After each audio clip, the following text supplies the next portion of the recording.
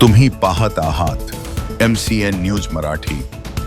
बुलढाणा जिल्ह्यातील शेगाव तालुक्यामध्ये येणाऱ्या जलंब गावाजवळील पाईपच्या डेपोला शनिवारी रात्री भीषण आग लागल्याची घटना घडली असून आगीचे नेमके कारण अद्याप स्पष्ट झालेले नाही। मात्र या आगीत शेतात ठेवण्यात आलेले मोठ्या प्रमाणातील साहित्य जळून खाक झाले आहे। प्राथमिक माहितीनुसार जिगाव प्रकल्पाच्या पाईपलाईनला अचानक आग लागली। या आगीत लाखो रुपयांचे पाईप जळून नष्ट झाल्याचे सांगण्यात येत आहे। आगीची तीव्रता इतकी होती की परिसरात काही काळ भीतीचे वातावरण निर्माण झाले होते। घटनास्थळी अग्निशामक दलाच्या गाड्या उशिरापर्यंत दाखल झाल्या नव्हत्या, त्यामुळे स्थानिक नागरिकांनीच आग आटोक्यात आणण्याचा प्रयत्न।